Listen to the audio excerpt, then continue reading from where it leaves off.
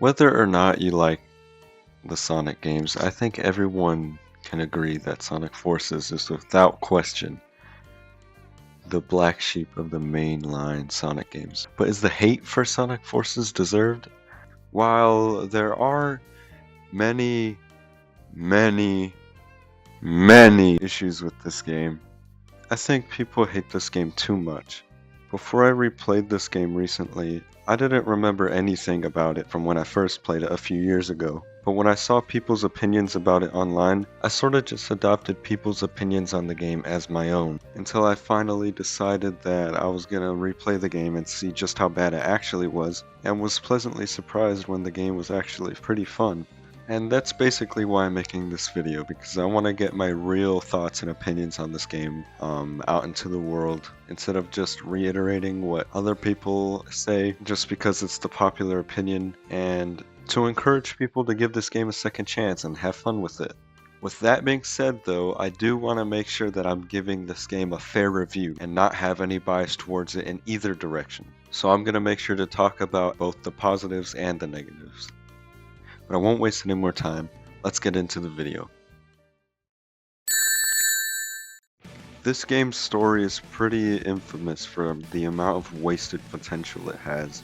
The whole story of the game is based around Sonic and his friends and you, the player, joining forces in order to save an Earth conquered by Eggman. But the main villain in this game isn't actually Eggman. It's a new character called Infinite who's working under Eggman, who possesses something called the Phantom Ruby, which can alter people's reality perception, but this altered reality actually affects them physically. So you might be thinking they get really creative with it and show really awesome set pieces throughout the levels and the cutscenes, but unfortunately you'd be wrong because they don't really do anything with the Phantom Ruby. Infinite just uses it to fight people and create clones of previous Sonic villains in order to build Eggman an army, and in one level he flips you around. Infinite, activate the Phantom Ruby! Make them wish they'd never been born! Which is pretty cool to be honest, but I mean, there's a lot more they could have given us. The creative freedom that comes with having someone with the power to alter people's perception of reality is crazy.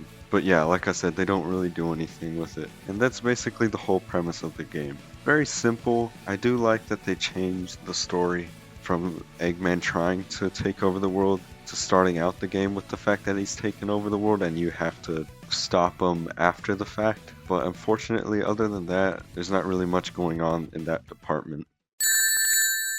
There's sand everywhere! Green Hill's looking a lot more like Sand Hill right now. The character writing in this game is not fun, but at least your character doesn't talk. That gives them less opportunities for bad writing. I don't really hold it against this game because we've seen this dumbed down character writing all the way back in Sonic Colors. Who they call Baldy Nosehair. Baldy Nosehair! But two wrongs don't make a right. So I think it's still a valid point to bring up when talking about this game. Especially because there definitely is a way you can do writing that caters towards younger audiences while still not being obnoxious or annoying to more mature audiences. But now, I have to talk about Tails. In Sonic Adventure 1, Tails starts out being timid and is used to having Sonic by his side during conflict, but then has to face threats all by himself. Throughout his story, Tails is constantly defying himself and his emotions, and acts selflessly by helping Sonic to defeat Eggman, and at the end of his story, saves the city. He learns to be brave and independent. Tails' character arc in Sonic Adventure 1 makes him very likable and respectable, and he's like 8 years old. Tails becomes a hero and overcomes his struggles. All's well that ends well, right? Sonic, help me! Alright Sega, what the I mean, come on. There's not a brave bone in this pathetic fox's little body. I understand he's a kid, but he was even younger in Sonic Adventure 1. Why, Sega? Why? What happened to this guy? What did you do to him? I think this could be classified as child abuse. Well, you know what they say. The only way to go from rock bottom is up. There's nothing Sega can do that'll disappoint us even more, right? There's still hope. We just have to trust that Sega is still confident and a mistake like this won't happen again. You're that Sonic from another dimension, aren't you? What the fuck did Tails just say? Apparently, classic Sonic is from another dimension now? This is just one of many examples of obnoxious feeling retcons in the Sonic franchise. The whole point of classic Sonic being in Sonic Generations is the fact that he's traveled to the future, and this is made very clear throughout the story of the game. So it doesn't really make sense here why Tails just out of the blue says that classic Sonic is from another dimension. I think I figured it out. Yeah, me too. Doubles of us, places and enemies from our past. We're traveling through time and space. It was great teaming up with you. Hope you learned a few tricks that'll help you out in the future. I mean, the past. You know what I mean. Hey, Sonic! Enjoy your future! It's gonna be great! I'm not even sure why they chose to change this, and they don't even make an attempt to explain why. I tried to give them the benefit of the doubt, but Sega is just nostalgia baiting loyal Sonic fans whom Sega believe are stupid and therefore will just eat up shameless corporate greed-stained slop that is being shoveled out for them without giving due respect or even consideration of what Sonic fans actually want. No, Sega, we Sonic fans aren't stupid. Idiot! See, Retro Sonic! This kind of behavior isn't limited to Sonic Forces either. In Sonic Frontiers, when roaming the open world, when you come across notable areas, Sonic will comment upon whatever it is you stumbled across, and instead of the dialogue being clever, witty, or even interesting in any way, it's just Sonic saying buzzwords and referencing previous games, and Sega just expects longtime Sonic fans to be satisfied and go crazy over it. But it always just stands out as being campy and leaving a sour taste in your mouth and hurts the Sonic fan part of your soul. So many balloons. Maybe they drifted in from Spagonia. Brings back memories of Rail Canyon. Really getting some Sky Sanctuary vibes here. What a view! Makes me think of the falls and Mystic Ruins. Holy shit, did you just say the Mystic Ruins? Like Sonic Adventure 1? Holy fucking shit, this is the best day of my life. I love you, Sonic. I love Sonic. Oh my gosh, we're so back. The franchise is back. This is the greatest Sonic game of all time. But back to Sonic Forces. There is no explanation at any point in the game of how or why Classic Sonic shows up when he did. And then at the end of the game, he doesn't even exit in the interdimensional portal that he used to enter this universe, but he disintegrates into little blue orbs. What the? What's happening to him? No! He's dead! I'm sure we'll run into him again. What the fuck? Did Classic Sonic just fucking die? Classic Sonic isn't the only character to show up with no explanation. Silver the Hedgehog is also in this game. Why, you may ask? I can't tell you. There's literally no reason for why Silver is here. He literally just shows up, same as Classic Sonic, and nobody bats an eye, and there's no explanation at any point in the story. It's really annoying, but what are you gonna do? We've already lost Tails and Classic Sonic. Why not throw Silver in the fucking mix, you fucking pieces of shit, Sega? I just wanna fucking... The gameplay is very jittery feeling, it's very clunky, it's pretty jank, and a majority of Sonic's levels are really short and really linear. Other Boost games do have short levels, but they're not nearly as short as the ones in Forces. And they're not nearly as linear either, like Green Hill Zone in Sonic Generations. It's a super short level, but you feel really rewarded, holy shit, holy fucking fuck this, but you really feel rewarded for following the topmost path and not falling down onto the lower paths while platforming, since you can save a considerable amount of time for actually putting in effort and precision.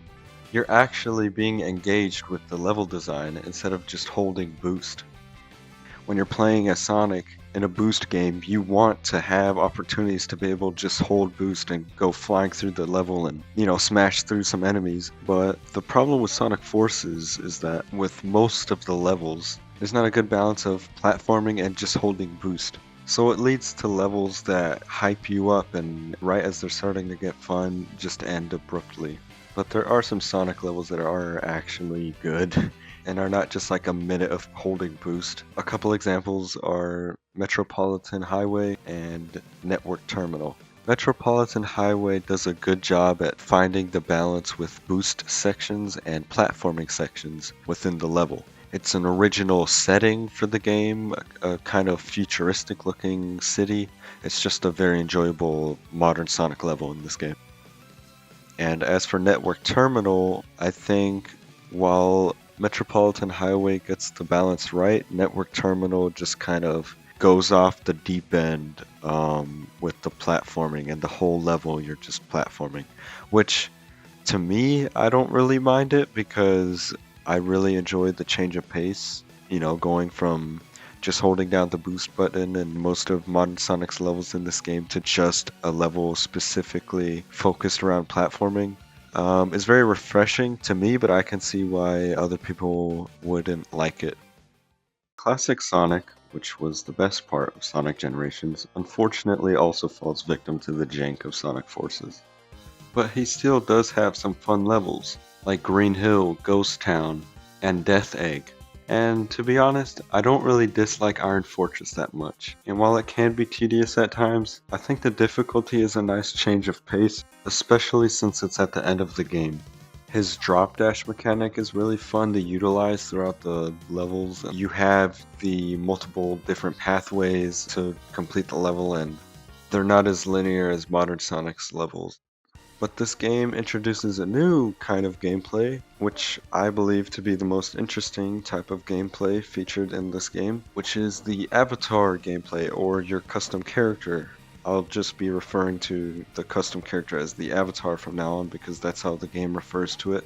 As the avatar, you're able to use different Wispins, which are Wisp weapons, which if you don't know what a Wisp is, it's basically an alien. They were introduced in Sonic Colors. When you collect them, they give you different abilities to use, and in the case of this game, those abilities are used through the weapon. And while they are cool in concept, unfortunately this game's execution of the Wispins is not great. While they are fun to use, the game doesn't give you much incentive to change your Wispin, except if you need a specific one to get a red star ring, or if you're just curious enough to retry a level because you saw an alternate path you could have taken with a different Wispin. But apart from that, you don't really feel the need to change your Wispin. When you set all of that aside though, the avatar levels are actually pretty fun. I really enjoy the different type of playstyle, and I think where this new type of playstyle really shines is the levels where you're playing as both Modern Sonic and the avatar. So you can use the boost as Modern Sonic but also have the abilities of the Wisps and use the Wispin. The sort of mixing and Frankensteining of these two types of gameplay is really fun, and that's where I think the gameplay is at its best. And of course, let's not forget the double boost sequences that make you feel like a fucking badass. It doesn't matter what obstacles they put in our way. We'll blow past everything they throw at us. Double boost!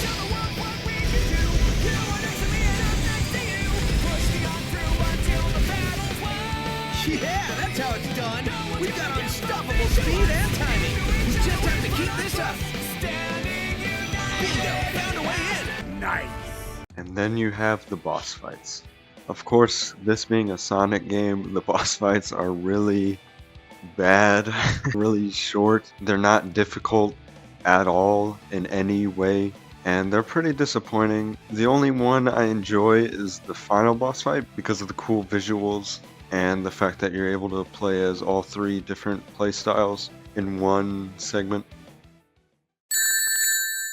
The soundtrack for this game has some of the best songs we've ever heard in any Sonic game, and the Sonic franchise is known for having good music and soundtracks in its games, so that's saying a lot. Of course, there are going to be some duds in there, but a majority of the soundtrack is so banger that I think it's one of the strong suits of this game.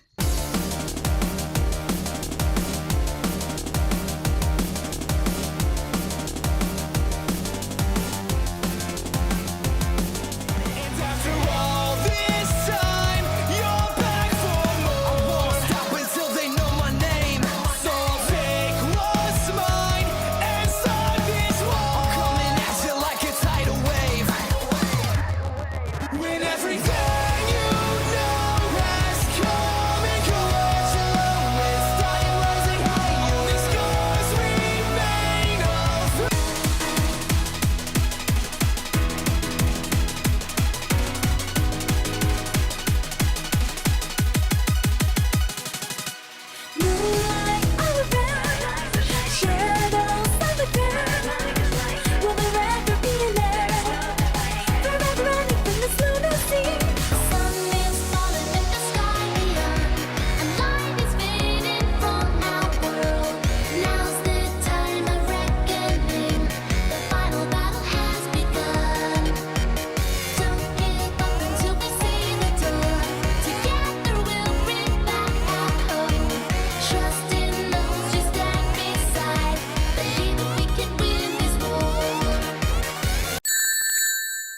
So, in conclusion, does this game deserve all the hate it gets? No, it doesn't. Objectively, it is a bad game. It's not a good game. It's not a good Sonic game. It is a bad game. It's unpolished. There's aspects of the game that need to be more fleshed out. If you do not have the game, I do not recommend that you go and get it. But if you're somebody who already owns this game, I suggest that you give it a second chance. And if you already have it but you haven't played it yet due to all the criticism on the game, I suggest you try it for yourself anyway, just because the game can be fun. You can have fun with this game, but the game can only really be fun if you allow yourself to have fun. And a lot of people, just because it isn't a polished experience, when they try the game, just immediately turn into ultra super hater mode and say it's the worst Sonic game, or it's the worst experience they've ever had in their life, or something to that extreme. And I think that's just disingenuous. Is it a bad game? Yes. But is it a fun game? I think so. And that's the part that gets overlooked. And there you go. There's my honest thoughts on Sonic Forces. You are entitled to your own opinion. If you hate this game, if you love this game, if this is your favorite Sonic game, don't let anybody tell you otherwise. This is strictly my opinion. If you wish to do so, please leave a comment letting me know what you think about this game personally. And thank you so much for watching my first video.